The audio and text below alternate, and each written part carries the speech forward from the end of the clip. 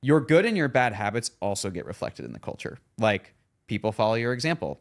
You chose to hire the people. So if you can make yourself better and get out of your own way on a lot of things, you also probably set a better example and lead better and improve the culture. So it's a lot less tactical for me. It's just, how do I be the best leader for the org that it needs today, and also make it more sustainable for me. I mean, like, being a founder is not easy. So like, if I can like take that amplitude and make it more manageable, then like I'll be able to do this for a lot longer and be happier.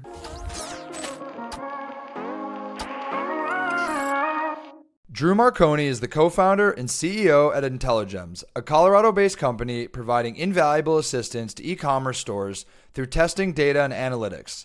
Before launching Intelligems, Drew was the VP of Marketplace Operations at Via Transportation, where he built out the tools, data, algorithms, and systems to compete with the rideshare market. In this episode, we analyze with Drew the value of coaching and business strategies, explore the power of coaching in personal and professional growth, and emphasize the importance of maintaining a balance between reactive and creative work modes. Welcome back to episode 32 of the Turning Pro podcast. Today we have Drew Marconi, who is the co-founder and CEO of Intelligems. Thanks for joining us today, Drew. Thanks for having me, guys. Thanks for coming Happy on. to be here. It should be fun. Again, feel free to riff. I hope so. I want to start with Intelligems had, I think when we first talked like a year-ish ago, there's kind of like one central product. Since then, you've been launching a ton more. And so walk us through as it is today, like most of the people listening to this are in e-commerce. What are the core offering? What does the core suite look like? Yeah, I mean, so we call ourselves profit optimization tool, which way up here. What that means, like, you know, you're an e-commerce brand, you're paying to drive traffic to the site, optimizing that, trying to get good traffic. We help you solve the equation of that visitor lands. How do we maximize the expected profit from them? Like, there's some likelihood of them to convert. There's like their basket size and what they're going to convert on, and there's the profitability of that basket.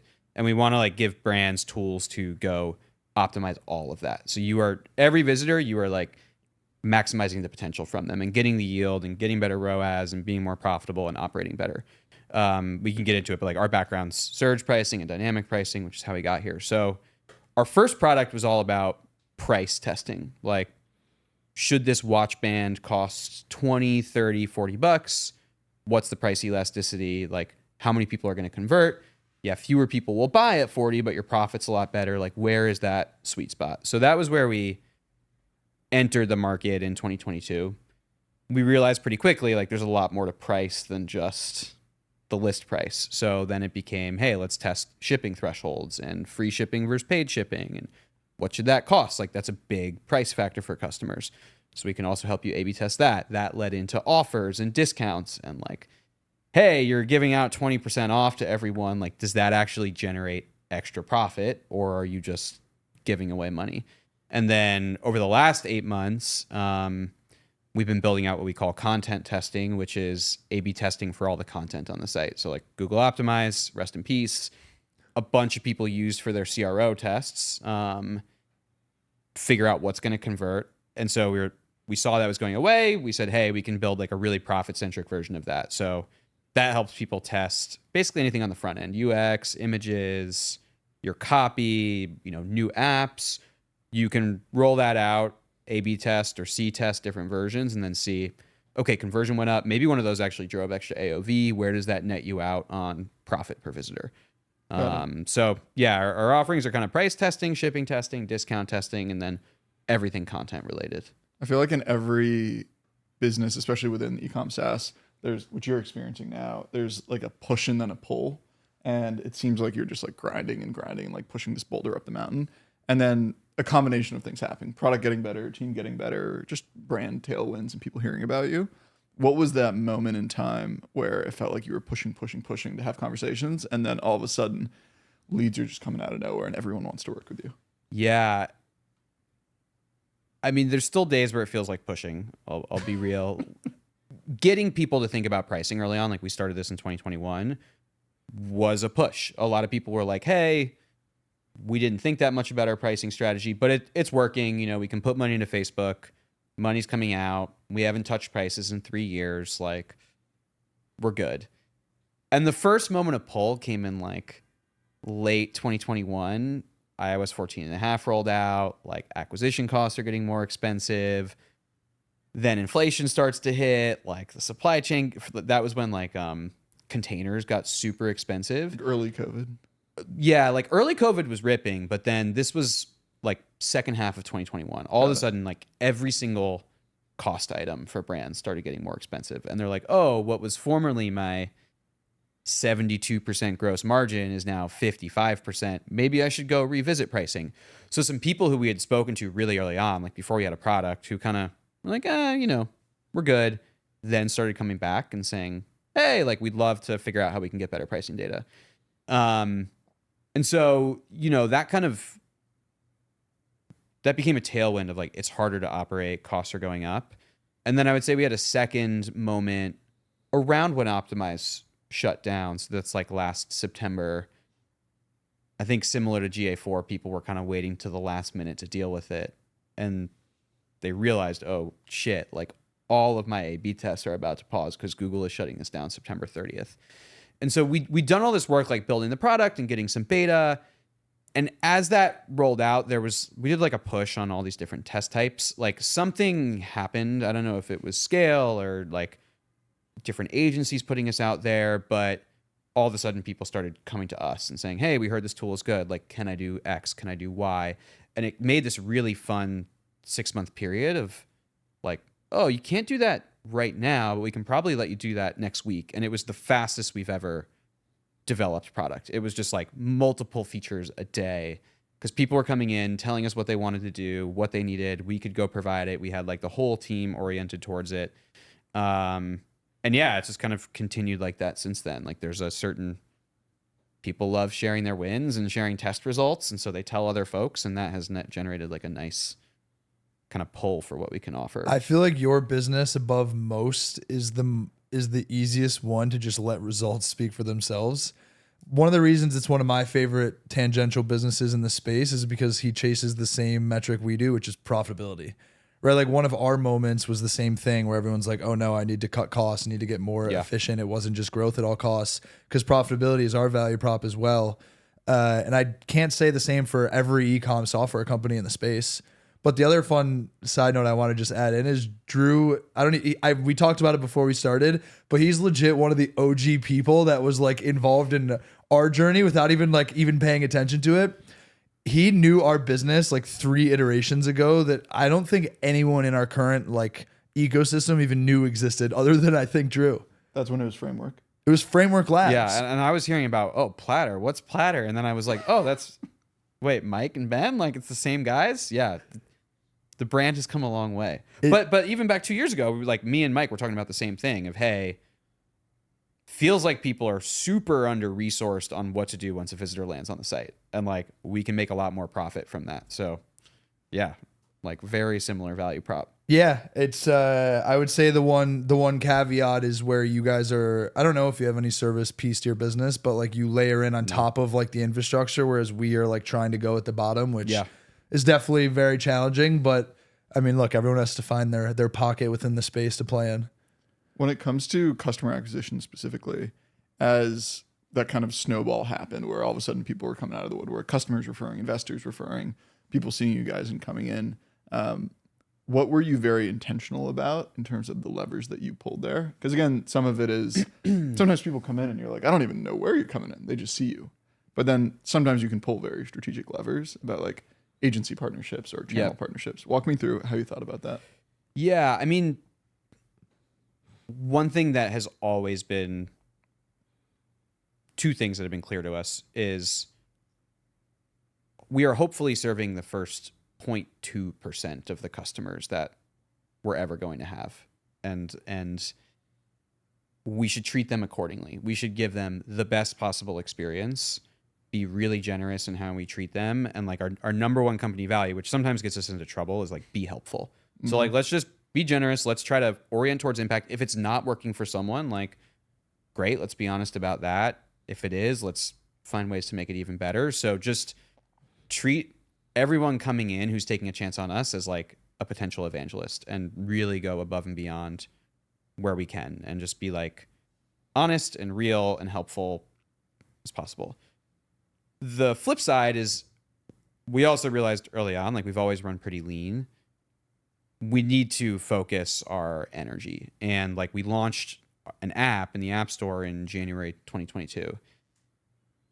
The first like month, it was just this roller coaster because it's like install, uninstall, install, uninstall. And like stuff is happening that you don't really know how to explain. And like every person who installed and then uninstalled like 24 seconds later just like cut my heart. Yeah, It's like we were just distracted by like we had this Slack channel that was like it's app log. We still have it. Every like login, install, uninstall, billing change. And one thing I'm really grateful that we did was set up a whole kind of infrastructure around that. And it's gotten better over time, but of like, who is this brand? Is it a real store? What information can we quickly look up about who they are and if they're a fit and are they qualified for our services? If they are, great. Let's go all in, reach out, try to find them, try to make them really successful, like get them on a call, show how this works. And if they're not, then we're going to try to do our best not to worry about it. We'll help them if they reach out, but like we're not going to focus our energy there and like worry if they install and uninstall. So that was a pretty deliberate thing of like be generous, but also be targeted with that and try to not ride every wave. Yeah, I mean, partnerships was something that from day one, like a bunch of our mentors were like, oh, you got to do partnerships. Agency partnerships are huge. Like it's 30% of this company's revenue, 40% of Klaviyo's revenue. And we kept trying. And like, I was always pretty skeptical. I was like, I don't know where this is going. It's not really working. I'm having a hard time figuring out like what the value prop is, but we stayed in touch with people and like kept folks in the loop. And then the content testing thing ended up being a great fit for a lot of our partners because they're trying to, illustrate their own value. And CRO agencies. CRO agencies, web development agencies, agencies that are building new websites that want to show the impact. Like everyone needs to attribute their work. And so that finally clicked. Like we kind of stayed at it and tried different things just because we knew there would be something, but it was hard. I mean, there were times in there where people were telling me like, yeah, lean into partnerships. And I was like, guys, we're trying. Like, I don't know what else we can do. I'm just having conversations. In terms of other deliberate decisions on acquisition, just kind of keeping our customers in the loop, like our early supporters, so beta testers, early investors, just like friends, like anyone that we interviewed for product feedback early on and old coworkers we put on this newsletter list. And it was like pretty raw early on. Here's what we learned. Here's what we screwed up. Here's like, we added 2 customers this week. That's amazing. And we just brought people into that. And it created a like huge network of advocates and people who kind of knew what we were doing and knew the strategy. And then a year later, they have a friend who can use us and they would like make that intro. So that like you have to give information and context to get good referrals and be top of mind. So we didn't know that was going to be so helpful when we did it, but that like early newsletter was really valuable. I'll give you one piece of unsolicited advice based on my own learnings. When you think about effort versus impact, you should go on 100 podcasts. I can't tell you, I've been doing a ton of e-commerce podcasts. I cannot tell you how many people have come through our website who said we found you guys through a podcast. Yeah. It's been shocking. Like Mike texted me a few months ago and was like, dude, I don't know what the fuck you're doing with these podcasts, but keep doing them. just keep pressing go. Well, it was just because there's a lot of very niche podcasts who maybe don't have a ton of subscribers or a big audience, but it's super focused. So, you increase your surface area. All it takes is one person. When you think about valuing your time, like I don't know what your contract sizes are, but it's like if you're spending an hour of your day on a podcast and you're getting even one lead from it, a warm lead who like knows what you're doing and reaching out because they heard what you're doing, it's probably in the end, if you calculate it, you're probably going to be in the net positive when you think about time allocation. Totally. And then it's, content that can be reused and like recycled and put out a bunch of ways. Yeah. In the early days, we did a handful.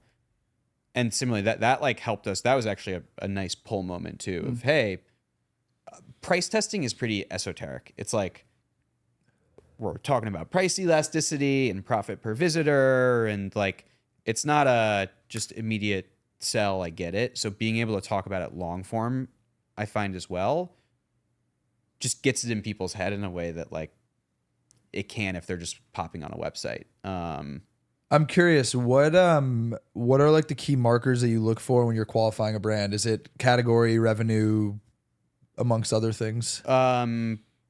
We exclusively focus on Shopify right now, so that's a pretty easy one. That'll change, but for now, cut the list there.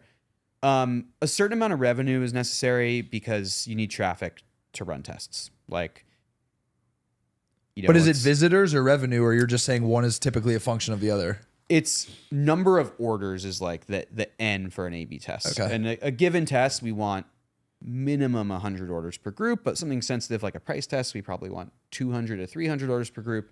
So depending on the types of tests someone's running, like we usually say, hey, you should have like 1,500 to 2,000 orders a month. And that often correlates with like $1 million-ish in annual revenue. Okay.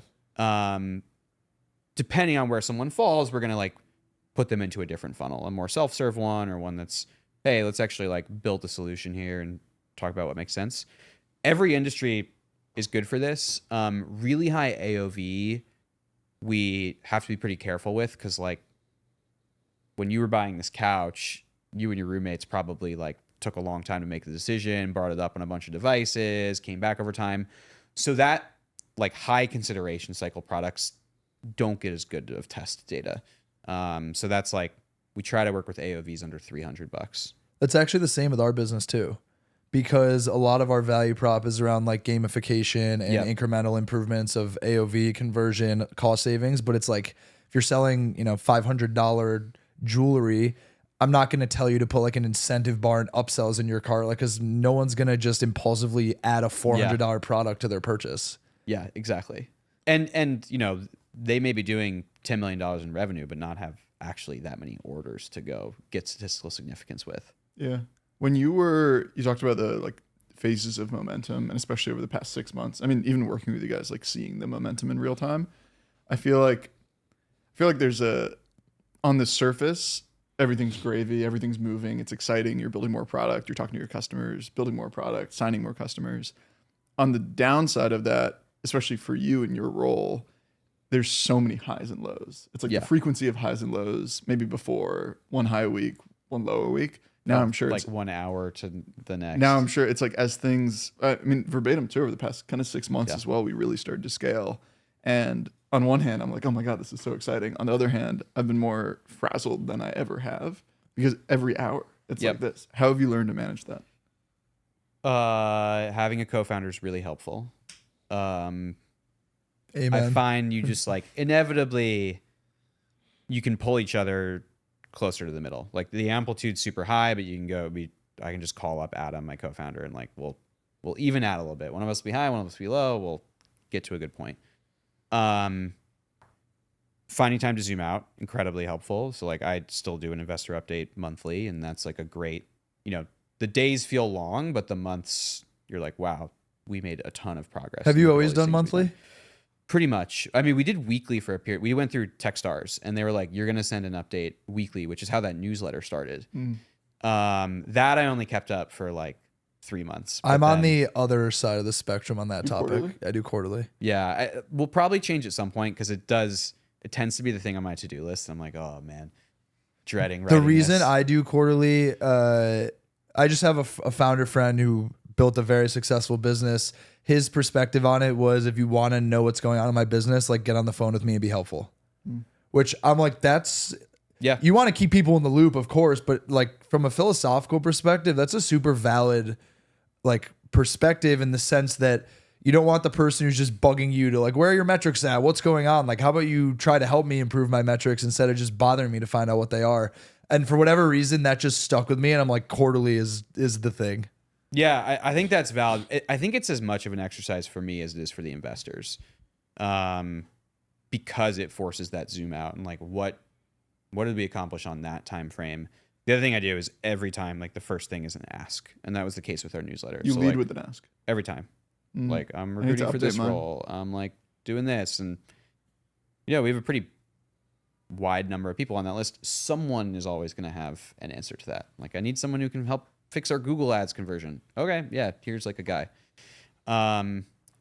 So yeah, having a co-founder helps manage the ups and downs. Finding time for the Zoom outs. I use an executive coach, which is great, like business therapy, basically. All right, we gotta jump in. I want to go deep on great. that Let's one. do it. Great. So not to cut you off, but it's super top of mind for me because I just did an offsite with my co-founders, and one of the things I brought up to them was like, guys, we've been so deep grinding for the last couple of years. We now have a 14-person team and like a real business. We need to figure out like how we're making sure that we're leveling up and making sure that we're continuing to empower others and like doing the right things. And so this is the first time that we collectively agreed that we want to invest in an executive coach. Cool. And so I want to better understand from you, like, what have you gotten out of it? How did you go about finding the coach that you're working with? And how frequently are you doing it? Just give me kind of the full picture. So it was another Techstars thing. They like provide a coach during the course. And there was actually a coach for the entire class who led our like retreat. His name's Keith. He's great. And then you would get paired up with individual coaches. And so I met Terry, my coach, through that, and decided to keep working with her afterwards. I mean, where to start? So a lot of that program and the stuff that Keith worked on, and we've brought Keith to our team retreats. Like every team retreat we do, we try to bring a little bit of that coaching.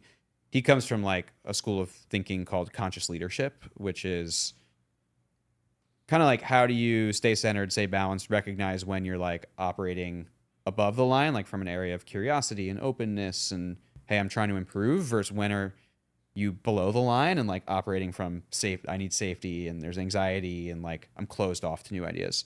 So there's a whole bunch of like ways of talking and thinking that you're trying to be conscious and present as you lead. Like tons of great material on that. It's a great way of thinking. What's more important is it's given our whole team like a shared language on how to communicate with each other about like emotions and all right, I'm like frustrated right now. Let me communicate what of that frustration is at you, about the work, about myself. How do I give feedback in a way that's productive and like not going to make things worse? So it's given our whole team a shared language, and like that's been kind of a cultural point of emphasis.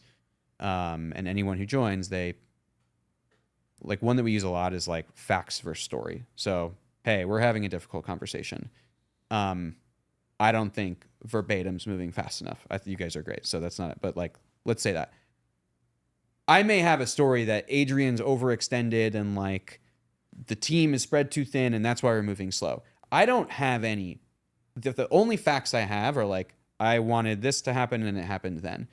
That like enables you and I to have a conversation. I could say, hey, I have this story in my head. Do you think that's true? Here's like the facts I'm seeing. And we can know, you can say, oh, I agree on the fact or I disagree. Actually, where I'm coming from is this. And like that, it's just a little verbal tweak. Yeah. But it lets our whole team like move faster and like get through thorny stuff. So that's team level things. With Terry, so my personal coach, we meet every 2 weeks for an hour. Just had it yesterday. I mean, frankly, it's a lot like a therapy session. It is like open agenda. She'll maybe push on things that we talked on last time or like hold me accountable to something I asked her to check in on. But it'll kind of be like, what's eating at you? What's top of mind? And it may be, I'm having trouble recruiting for this role. And what is it? Like, do I have the wrong expectations? Am I getting the wrong candidates? Or we are trying to figure out, a tricky situation with a customer. And there's like personal issues and tech issues and financial issues. It's just a forum to talk through it. And I'm very much a verbal processor, which is why I'm giving super long-winded answers here. And so it just like helps structure those thoughts and arrange it. And she can pick up on trends and like say, hey, this seems like that issue you had with sales a couple months ago where you were like holding yourself back because like I'm a bit more of a perfectionist than I realized. Being a perfectionist while starting a company is really hard and often in my case leads to like inaction. So she'll be like, I think that's like perfectionism talking. Like, how do you How can we like break that down? Mm-hmm. Or, yeah, I had another example that slipped, but it's just the other thing to your point, like she helps identify inflection points of like, hey, the team is 15, 16. You have this team retreat coming up. What needs to be different in how you lead this versus when the team was 10 people?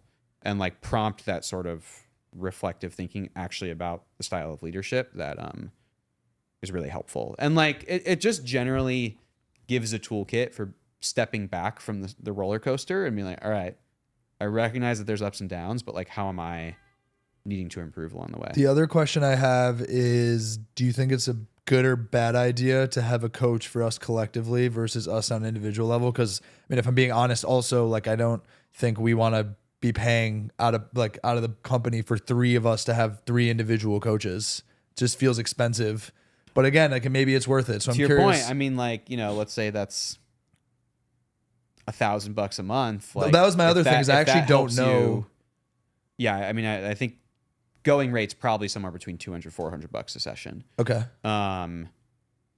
It's not, if that helps you grow your company like 2% better over the course of a year, like that very quickly paid for itself. But I get it. I mean, we had that debate up front. We have separate coaches, my co-founder and I. We both know each other's coaches. We've both like met, like he uses Keith, who we went through Techstars with. But I don't think there's any downside to having the same person. And I could see ways in which that's helpful. Cause like when we disagree, like it's me and my co-founder, having someone who can see both sides of that would probably be useful. Not as an arbiter, but just to be like, oh, this pattern is happening between you guys again. Like, do you want to choose to break that pattern here? Well, it's that, but I think the other piece of it too is there's obviously coaches who specialize in different aspects of being an executive coach. Yep.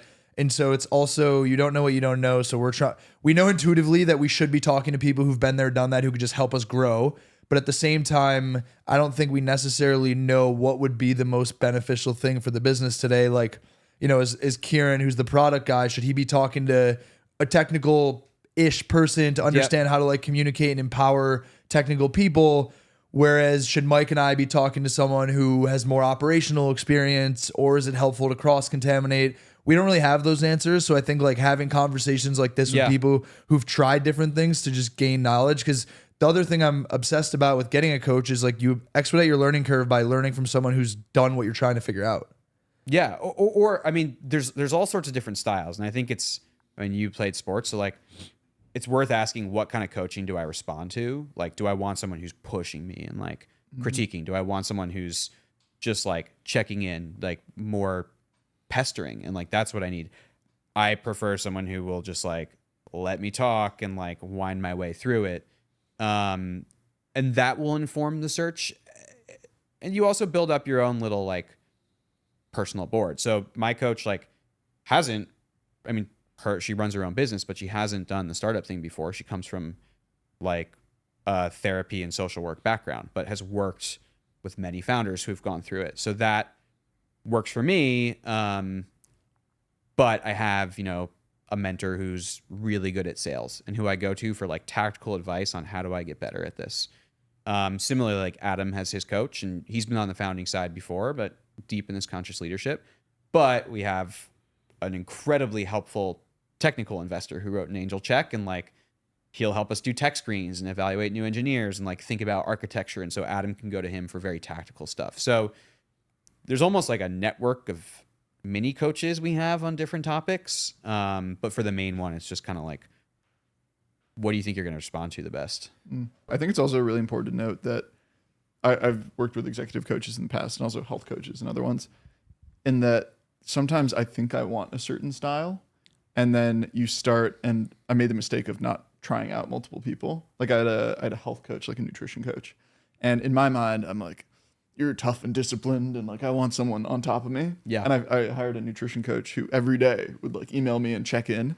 And after like 2 weeks, I felt like I was being attacked. I was like, I actually don't want this. Like, I do not respond well to this. I'm checking out. But part of it also is like it's sometimes easier to figure out what you don't like versus what you do. And you have to go through those things to know you don't want them.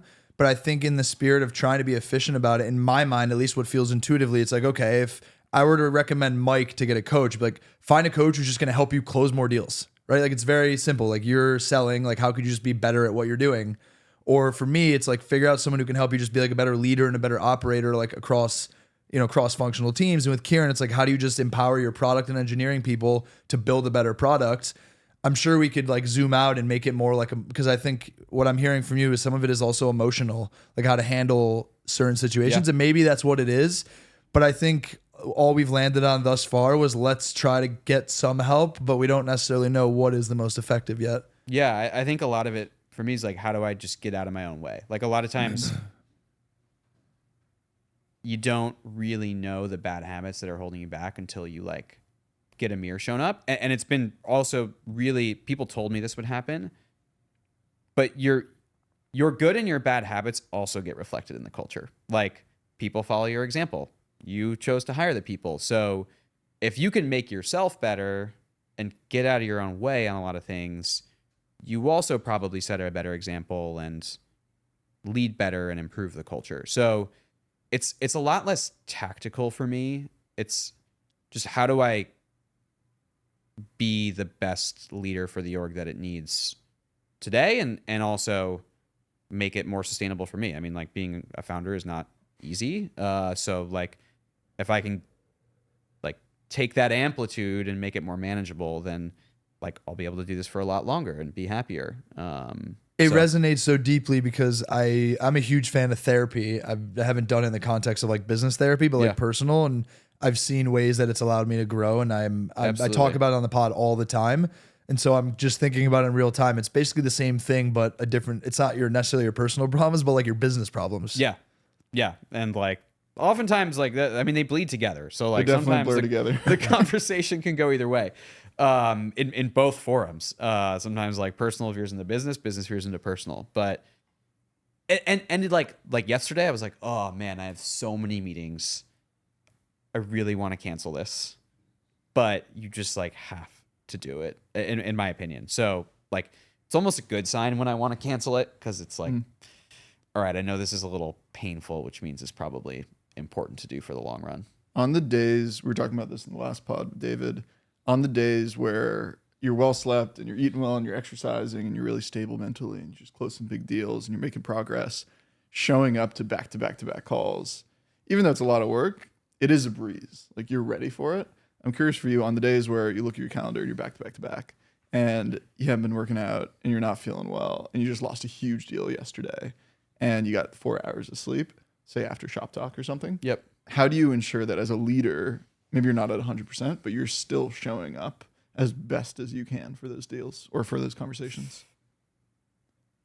It's hard. I appreciate the honesty. Raw Yeah, emotion like- on your face right now. Well, for me, I've always had pretty like verbal roles. I was a consultant. I like worked on all these small teams. I'm going to go in a slightly different direction. It is much easier for me always to react versus create. So like a day long full of meetings, even if it sucks, I like the structure because I can show up, I can be told things, I can react to things, I can talk pretty and feel like I was productive that day. I'm going to steal a line from my coach, like react and create are the same 5 letters. The problem with those long days of meetings for me is like, it just puts me in a reactive mood, which is an easier place for me to be and like completely swamps creative energy. Like a big goal for me this quarter was like, can I block out an hour and a half each day where I just, no computer, just sit with a piece of paper and like think through harder problems for the business or like things that I need to process and get off the treadmill of Zooms. So How has that gone so far? I was way better at it in January and first half of February when I was in New Mexico versus the last month and a half when I've been here. But incredibly useful. Like I just had a list. Hey, here's the things I need to think through. Org structure, fundraising strategy, like thorny product questions and stuff that like needed multiple days to solve. And it was tremendously useful. Like I had a ton of clarity on where we needed to go. And now I'm like, hey, I got to get this back in my calendar. It also helped me be just a much more engaged leader. I was like setting better goals for the team. I was holding them accountable more. feeling less like I had to do everything. So people were empowered. I had a more sustainable life and like was making better decisions when I had that habit. I have two thoughts on that. So the first one, and you guys can keep me honest, I feel like being reactive versus creative is easier for most people because Probably, you don't really, when you're reacting, you're not really given a choice. Whereas creating is like a state of emptiness almost, where you actually like getting to a place of calmness and peace, knowing there's a lot of things going on that you have to intentionally shut out. Maybe it's just, I'm just speaking from personal experience. Seems like reactive is the easy way out for most people. I don't know if you feel you the have a same. back-to-back calendar, easier to react for sure. And then the second piece of it that actually Aaron Spivak said to me, and I tweeted this, and it actually was probably one of my best engaged tweets.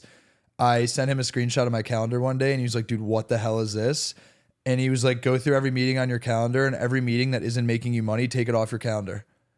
And of course, there's nuance in that comment. Yeah. But when he said that and I looked and I'm like, that's a nice to have, not a need to have. That can be solved with an email. Like that's not actually pushing the business forward. And that was the thing I needed to like recalibrate myself and be honest with myself that I'm not falling. Because I'm the same as you. I'll fall into that trap of 8 meetings back to back, and then you're exhausted. You're reacting all day. Yeah. You didn't really get anything done. You're like not going to eat healthy. At the No, end of that. and then but it takes discipline to guard your time and quiet your mind to be creative, and it's Yeah. something that I struggle with and I'm still working on today.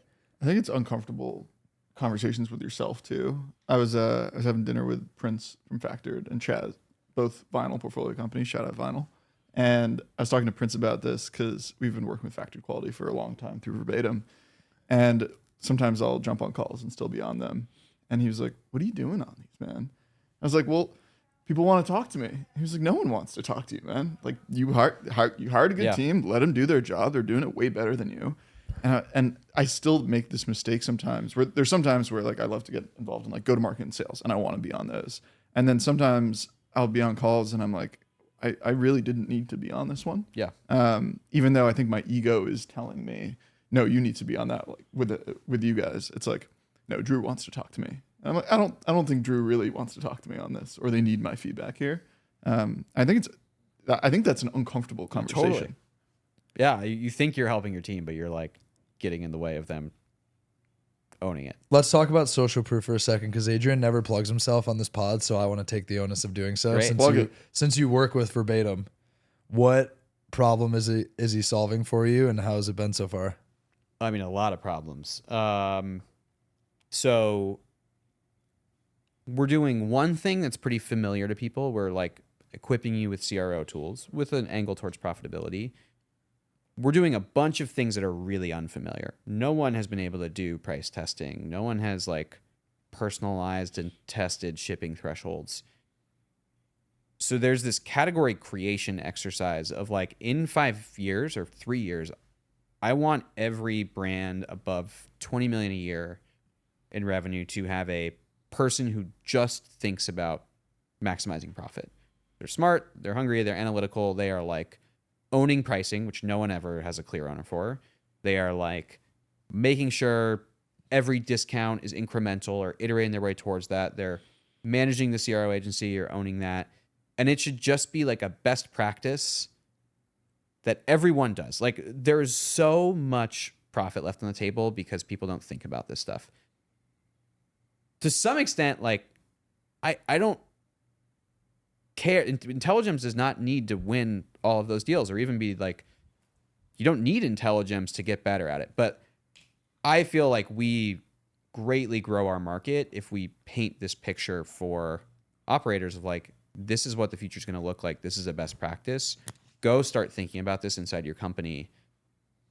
No one's going to create that category besides us. We've thought about it 100 times more than any other team in the world. We like, more about e-commerce pricing than any team in the world. Like who else, if not for us? But you're so busy operating and doing stuff and working with individual accounts. Like it's hard to zoom out and talk at that like 50,000 foot level and take the time. Hey, my teammate gave great advice to this brand in a one-on-one situation. How do we like take that and make it one to many? So that's been a challenge for us because we've been busy and because like I tend to be very focused on what's in front and reactive, and the meeting day full of meetings, and so my team reflects that as well. So a big part of what we're doing with Verbatim is, hey, let's like actually talk about what we do, explain this concept of profit optimization, show the success stories, and start building the conversation about that. That is like the mega goal. And part of that's marketing and figuring out distribution and how do we build an audience and all that stuff. But like goal number one is build the content. Like, let's figure out how to talk about it. And so, yeah, that's why we decided to work with Verbatim. We were like, we can't do this ourselves. We've like put it on the agenda many times, and it's never been something we could execute on our own. We talked with like pure content people who didn't specialize in any particular way and didn't have confidence they could like convey the nuance of what we're doing. And so Verbatim was like, these guys know how to do it. They have a great team. They understand the space and can speak the same language that we do and that our customers do. And like, we thought, should we hire someone? And it was like, Adrian's team knows way more than anyone we would hire. It would take them like a year to get to that level of expertise. So yeah, that's what he's doing. So far, it's been great. I think we're like a month and a half in. Drew and I are still on all the calls. Yeah, like, but really. All right, guys, let's get off them. I'll be the mediator here. You guys need to both go back to doing other I know. things. Well, I was traveling, so I was off the calls for a bit, and then I hopped on one. I was like, wow, Adrian's still here. There was one where we were both on it. I don't think either of us talked. Just like waved goodbye, and I was like, he shouldn't be on this call. Yeah. Adrian, is that a common thing? I feel like what you just said is so common in all your conversations where everyone knew intuitively they wanted to get around to doing it, but it just continues to fall down the list of things to do until they hit It's a point creative. where they're like, we yeah. need someone else who can just be that peace of mind to get it done and get it done well. Yeah. I mean, I think there's two components that are not talked about. And one is we want to make it a perfect experience for your customers that we're interviewing or your partners that we're interviewing for content. And I think there's a really well-founded fear for a lot of founders that if I'm hiring even a head of content or a junior kid out of college, are you going to go introduce them to your biggest customer? Yeah. And have them even just do an average job, not have like a good experience. You want it to be fun for them. Like they're doing you a favor. And I think that's not talked about. That, yeah, you could hire a junior kid out of college. Maybe they're really sharp and figure it out. Or are you going to go introduce them to your biggest customer and hope they don't mess it up? And that's a really scary experience, I think, for founders. And then I think the second thing is ultimately Series B plus. I recommend a lot of teams go in-house. There's just so many touch points with your company as you're growing. I always do recommend that route. But what is not talked about that I think teams are a little afraid to talk about is the cost of in-house. And I think the offshoring conversation, as more people have hired developers and designers around the world, I think people are starting to come to terms with it a bit. But you're not just talking about a base salary. You're talking about ramp-up time. Yep. You're talking about interviewing time. If you're hiring senior, recruiter on the front end. What if it doesn't work? Severance on the back end. You're talking about PTO. Like all of a sudden, oh, wait, we're actually only hiring this person for 10 and a half months out of the year if they're taking 6 weeks. Healthcare, which is incredibly expensive, especially if their family is on the plan, which I'm learning now as a founder too. Yep. Healthcare is incredibly expensive. Yep. Not just the ramp up time, but also equity component. And so I think a lot of teams don't think about that. They're like, oh, you guys are X amount a month. This person is X amount base. It's like, you need to think about all those other things. You're only getting this team for 10 and a Why half. have I never seen you make a long form LinkedIn post that said like, here are the 10 things you don't have to think about and why you should work with Verbatim? Because that struck a chord. Yeah. That was so I that was probably so should. well articulated, and I can guarantee you that majority of the businesses you're talking to, that is not what they're thinking. Like I think it's way more simple to what he just alluded to, which was we've been wanting to do content and case studies and education, but we just can't get to it because it keeps falling down the priority list. I mean, you could tell me if I'm wrong, but I don't know if you're like, I have to think about benefits and the ramp up and the severance and all those things. Like, you should probably lean into everything you just said a lot more. I think breaking down the costs for people live really changes the conversation. And I think the funniest part is that sometimes people will say, well, I'm just going to go hire the best head of content out there who's done it before. And I'm all gung-ho. I said, okay, go do that. And a lot of the time, they will just go hire us anyway. Even after they hired the head of content. The head of content will say, well, I'm very experienced. I don't want to actually do all the writing. And they're just going to hire us anyway. And I'll tell founders that, and they'll say, okay, I don't believe you. Then they'll go hire that person, and they're so experienced that they don't want to do the writing anymore. and they're just going to outsource it to us anyway. And so it still ends up in the same place. That's funny. Yeah, and when I could see people like getting stuck on the question, oh, maybe we should hire this, and then it takes a couple months to think about that, and then like you just lost time, which is also really valuable. So Exactly. yeah, I mean that question did come up for us like for a second, but then we did a back of the envelope math, and the cost, maybe you can believe it would be similar, but the time was the biggest thing. Like we can get this going today and get results in 4 weeks versus like maybe I have good candidates in 4 weeks if we decide to recruit. Yeah. By the way, I will say there are 1-2% out there. Like you can for sure. get lucky, and I recommend like everyone put out a JD and see what happens. That's always my first recommendation. You know, the only reason we've never worked with Verbatim is because I sit next to Adrian for like 6 hours at least one day every couple weeks. So I was like, I feel like I've taken at least enough of this to try to do like 60% of what you offer people. Hey, I've done live teardowns of your case studies. Yeah, no, of that too. I'm saying I've been fortunate enough to get the real time the education. osmosis. But everyone else I've talked to, I'm like, dude, that's the guy. Like, I can't really help you. He reached out to me about working together. That The was first thing. origin story of how we met, which if we have anyone who's still listening to our podcast 30 episodes later, shout out to you, but you probably have already heard this story. I was literally on Google trying to understand how much it would cost to hire a head of content or a content lead. And I opened up LinkedIn and I had a LinkedIn request and I opened it and he requested me on LinkedIn and I clicked on his profile. This was actually at the same time I was on Google looking at content hires, and I clicked on his profile and his tagline was like your content engine or first head of content or something. I was like, this is way too serendipitous to not reach out to him. So I messaged him on LinkedIn. I'm like, hey man, I'm actually on the internet looking around for what your business does. This is super interesting. Can we chat? And we got on a Zoom call for like, it was a 30-minute meeting that lasted 2 hours, and we walked away Great, wanting to start a podcast together. Best friends ever since. There you go. That's actually the story, which is why it's wild. Who would Got have to thought? embrace serendipity. One thing I want to talk to you about, I know we don't have that much time, is investors specifically and how to get the most value out of them. I think a lot of people do it poorly. A lot of people also do it really well. When you first raised, because you've raised a couple tranches of investment, A, how do you think about the people you want on your cap table? And then B, aside from sending these monthly updates with an ask, which, as we all know, doesn't always work, how do you focus on activating them in the right way that is also respectful of their time? So how do we think about who it was and how do we activate them? Yes.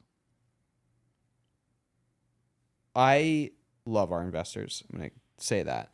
I think every VC is going to tell you about all the ways in which they will add value. Money is green, regardless of who's giving it to you. And like, I put me generally in the skeptic camp of how much value an investor is going to provide. Like, you got to run the business. You got to do the hard work. Like, no one's going to make that easier. There's not going to be a magic bullet. I think the two minimums that I need from an investor is, can this person, particularly if they're a fund, help me with my next capital strategy question, my next raise or an exit or something? Like, they should have, if it's a seed VC, they should be well connected with Series A VCs and help. Like, that is the one thing the investor does over and over and over again that as a founder you are doing once every couple of years. So like, that is their expertise. Ask about how they've helped founders in their portfolio with that, because it's also a very different form of storytelling to go get investment. Like, you're doing sales, you're talking about your product, your customer's educated on what they're buying. A VC is coming in pretty cold. They may know the space, but you need to engage at a really different level. So your investor can hopefully help with the storytelling and the network. The second thing I hope for them is a relationship where I can bring problems. Like, there's always going to be problems, questions, things we're trying to solve.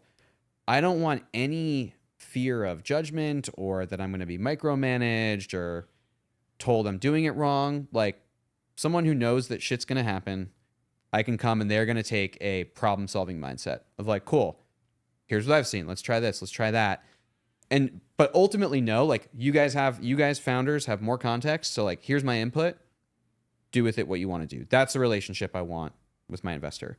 So like, I think you test for that in, like, I think it's the average VC founder. You should have like, you get 8 touch points before an investment. like use those. Go for coffee or beer. Share problems in the business. Like don't front. I mean, there's obviously a lot of posturing in a fundraising process, but see how they react to not perfect things. Those are my two main things on like, is it good people for a fund? We brought in a lot of angels. I think probably like some people would say too many angels. Like there's some people who are like, you should have the smallest cap table possible. For us, it was like, does this person know e-commerce? Like we had customers invest. We had people who've been in the space for a long time, people who've founded brands and tech companies. And for that, it's like, hey, do you know that you can lose this money? Do you have some ideas of how you maybe could be helpful for me down the road? And like, are you going to be a supporter and tell me before you invest in a competitor or something? And if they check those boxes, then like we actually took way smaller checks than we anticipated. And some of those tiny checks have been super valuable. They're like people in the city who have introduced us to customers and taken us to events and have given like amazing product feedback. So like strategic angels, we were very happy to make room for, and that's proven to be really valuable. As far as activation, like I think it comes from like proactive communication. Like I don't expect any of my investors, except maybe my largest, to be sitting at their desk and being like, how can I help Intelligems today? If that does cross their mind, like I need to be pushing them context on what we're working on, what we're thinking about, like what challenges we're running into, what roles we're recruiting for. Because what I could hope for is something serendipitous happens. They meet a candidate who's looking for a job or like just got laid off and they're like, oh, Drew was just talking about that he was looking for someone like this. Like, let me make that intro. And can I push enough context for them where like when the serendipitous thing happens, I'm who pops to mind. And the asks are a way of doing that. The investor updates are a way of doing that. Like I don't want to spend my time on a bunch of like 15-minute Zoom updates where I'm like keeping people posted. But I'm also like not going to wait back and like see who comes to me. I'd rather push context, let people go find opportunities. I mean, it's the same reason we do like product marketing. Like, hey, let me tell all these customers about our new features. And I don't expect it to be relevant for everyone anytime, but like when they have that idea of, oh, I really need to update this landing page. Oh, didn't Intelligems just like launch a way for me to do that across countries? Like that's the kind of activation I'm trying to create. Yeah. Has that been a similar story for you with the angels you brought In terms of, yeah, I think the one thing I resonate with is we took in all the strategic angels. I think the one difference, but again, I don't think it matters, is we did like an RUV for checks under a certain size. I should have done that for sure. Oh, they were all on the cap table. Oh yeah. I don't really, My actually, Carta bill sucks. My $1,000 check sizes would have messed up your cap table, man. I don't think it matters as much as, I think it gets played up that it's a bigger issue than it really is. No, you just end up going to the next Carta tier and they rip you off. That, yeah, I mean, in that regard, yeah. But and then I guess if you're getting later stage in terms of the type of money, like is it a price round, is it a safe, are there rights, whatever, then sure, you should probably think about it a little more. But early days, like we did an RUV, we did an extension later on where the RUV was already close. We ended up taking a couple smaller checks that made sense for us later on. But I would say in terms of like relationships with investors, for me, it was more so like directionally, here's the world that we're playing in. Like if you meet anyone tangential, just like send them over. And then if there's very specific things that we need help with, like I'll reach out to them and say, hey, like, can you help us with this thing? But beyond that, it's the quarterly updates with very specific asks and updates. But I think the thing that you said that maybe I didn't want to accept on day one, but come to realize very quickly is like, you're the one that still has to do the work and like build the business. They're not, there's no magic bullet. Like they're not going to do something for you. Like, holy shit, that was magic. Like they're there to support you. Do I get more frequent texts from my larger investors? Like, hey, what's the update? Yeah, of course. But you can't expect them to build your business for you. I think it's more nice to know that if I need to reach out to someone for something, they're going to answer the phone because they have a vested interest in what it is that I'm doing. But it's very much not, especially because we've raised less than $1 million. Like most of the people who've invested in our business, it is not something they're waking up thinking about. And I respect that. And to be honest with you, we wanted it that way. I don't want to be hounded by my investors. If I need, like I set the expectation with them, if I want something or need something, I'm going to come to you for it. But like, don't bother me is kind of my personal perspective on it. Unless you're going to be helpful, which is what I said to you earlier. Yep. But Yep. everyone has a different like preference on that, I'd say. Yeah.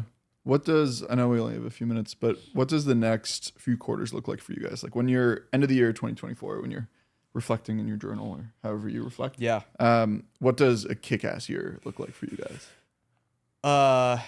So I always answer that in like a couple different dimensions, right? So there's growth, there's financials, there's team, there's product. We're working with just about 1,000 brands right now. Hell yeah. Yeah. So like, Wow. It's crazy, been man. awesome. I'd love to close the year at like 3,000. Like that would be a killer number. Like we need to work to get there, but I want us to achieve a certain scale of impact, like make a ton more profit for the industry. Our revenue, our retention is going to come from that. So like step one to create more impact, get more brands on the platform. Second big thing is like, this is more product.